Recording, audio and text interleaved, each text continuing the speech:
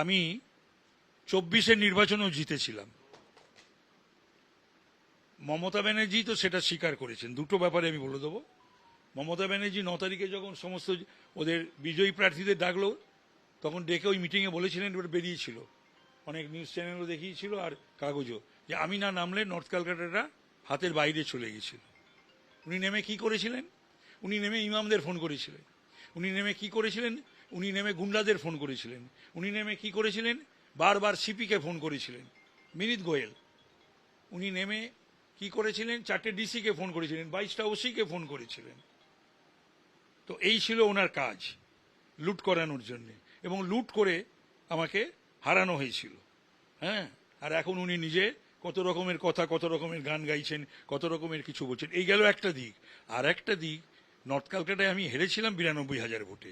4,47,000 vote কিন্তু SIR বাদ গেছে। তাহলে 4,67,000 থেকে 92 বাদ দাও, তাহলে কত হয়? 3,39,000 ভোটে আমি জিতি। তাহলে লোকসভায় কি ছাপ্পা হয়েছিল বলে মনে ছাপ্পা?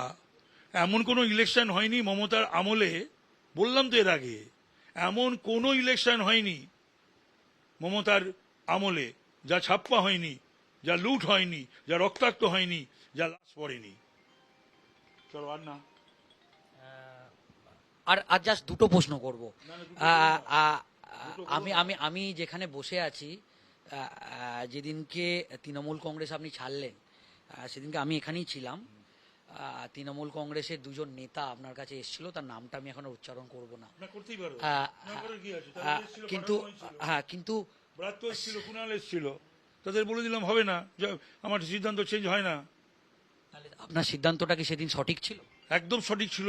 আরো আগে আমার তৃণমূল ছেড়ে দেওয়া উচিত ছিল। আমি কেন এতদিন তৃণমূলে থাকলাম, তার জন্য আমি নিজেকে দোষারোপ করি এবং নিজেকে আমার খুব গালাগালও দিই আমি কখনো কখনো। একটা জিনিসও দেখেছিলাম, বরানগরের একজন কাউন্সিলর আপনার পা ধরে কান্নাকাটি করছিল। কান্নাকাটি করেছিল, ছেড়ে দাও, সব তাৎক্ষণিক ছেড়ে দাও। সেটা হচ্ছে ছিল, সেটা একটা 13 বছরে একটা সম্পর্ক, রাজনীতির ঊর্ধ্বে সেসব ছিল, সেগুলো আর আমি সেগুলো নিয়ে আর আমি নাড়াচাড়া করতে চাই না। যে দলটা আপনি করতেন, আপনি নিজের এখন যে জায়গায় দাঁড়িয়ে আছেন, সেই দলটা পুরো তাসের ঘরের মতো প্রায় ভেঙে গেল, এবং যেভাবে জনাদেশ আপনারা পেলেন, এবং অবশ্যই ফাইল সেই চুরি করবে, জনাদেশ পাবে না? হিন্দু গন্ধা ধর্ম বলবে, ফাইল জনাদেশ পাবে না? আইন শৃঙ্খলা থাকবে না, গুন্ডা রাজ কায়েম হবে, জনাদেশ পাবে না? পুলিশি রাজ কায়েম হবে, জনাদেশ পাবে না? হরগোবিন্দ দাস চন্দন দাসদের খুন করে দেবে হিন্দু বলে, জনাদেশ পাবে না?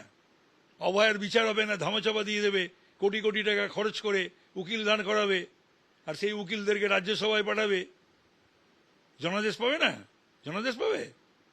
মুখ্যমন্ত্রী মমতা বন্দ্যোপাধ্যায়, অভিষেক বন্দ্যোপাধ্যায়ের এটাই, মুখ্যমন্ত্রী মমতা বন্দ্যোপাধ্যায়, অভিষেক বন্দ্যোপাধ্যায়ের বিরুদ্ধে কিছু মানে তাদের উদ্দেশ্যে কিছু বলবে না? এই পার্টিটাই, সরকারটার বোঝা ছিল মমতা ব্যানার্জি, আর এই পার্টির বোঝা অভিষেক ব্যানার্জি।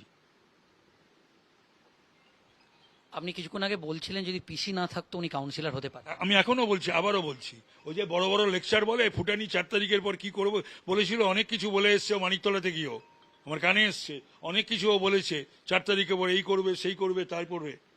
যত বড় ছেলে নয় তত বড় কথা। ওর কি যোগ্যতা আছে? পিসি যদি ইয়েতে না থাকতো, চিফ মিনিস্টার, আর কাউন্সিলর হতে পারতো নিজের যোগ্যতায়। একেবারে শেষ প্রশ্ন করব, এটাই আমার শেষ প্রশ্ন। আমরা দেখেছি তৃণমূল কংগ্রেসে 7,11,000 ভোটে যেতে। ও গান্ধীজি না নেতাজি?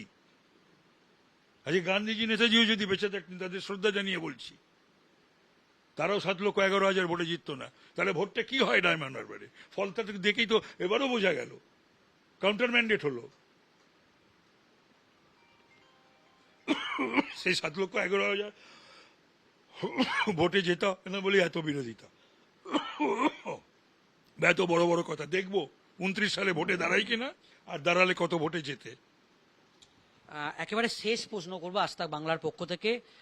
আমরা দেখেছি তৃণমূল কংগ্রেসে যখন আপনি ছিলেন, আপনার যে এক্সপিরিয়েন্স ছিল, যে অভিজ্ঞতা ছিল, দল আপনাকে, তৃণমূল কংগ্রেস আপনাকে কিন্তু সেইভাবে গুরুত্ব বা কোনো হেভিওয়েট ক্যাবিনেট মিনিস্টার করেনি তৃণমূল কংগ্রেস।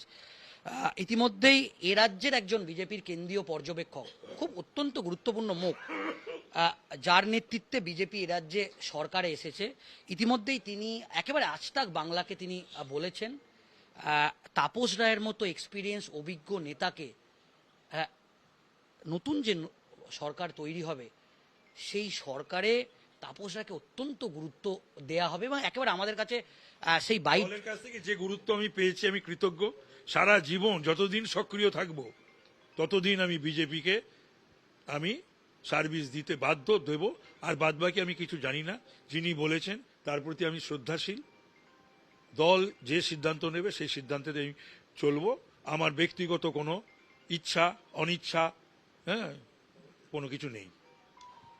একেবারে আজতাক বাংলার মুখোমুখি ছিলেন তাপস রায় এবং জয়লাভ করার পর আমরা যেটা দেখছি প্রায় হয়তো দেখা যাচ্ছে 1 মিনিটের মধ্যে আমার পাশে উনি বসে আছেন, দেখছি একেবারে মুহুর ফোন আসছে এবং আমি যতক্ষণ এখানে উপস্থিত আছি দেখছি একবারে সব স্তরের মানুষ তাকে ফোন করছেন। তাপস রায় তিনি জয়লাভ করেছেন এবং আমরা দেখেছি যে কি পরিমাণ পরিশ্রম তিনি করেছেন ঠিক ভোটের লড়াইয়ে এবং একেবারে আমাদের আজতাক বাংলার একাধিক প্রশ্ন তিনি একেবারে সোজা সাপটা উত্তর দিলেন। মুখ্যমন্ত্রী মমতা বন্দ্যোপাধ্যায় অভিষেক বন্দ্যোপাধ্যায়ের উদ্দেশ্যেও তাকে যে প্রশ্ন করা হয়েছিল সেই প্রশ্নেরও তিনি একেবারে চাচা ছালা উত্তর দিলেন।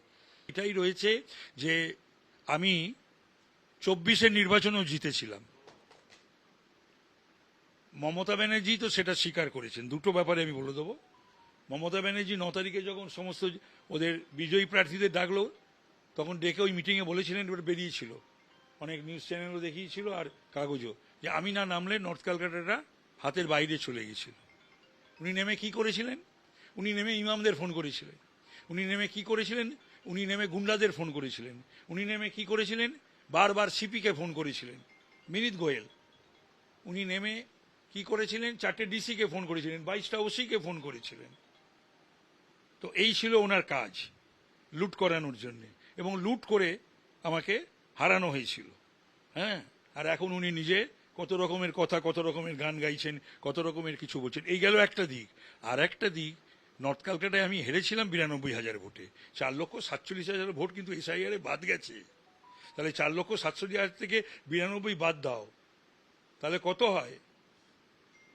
3,39,000 ভোটে আমি জিতি। তাহলে লোকসভায় কি ছাপ্পা হয়েছিল বলে মনে? ছাপ্পা এমন কোনো ইলেকশন হয়নি মমতার আমলে।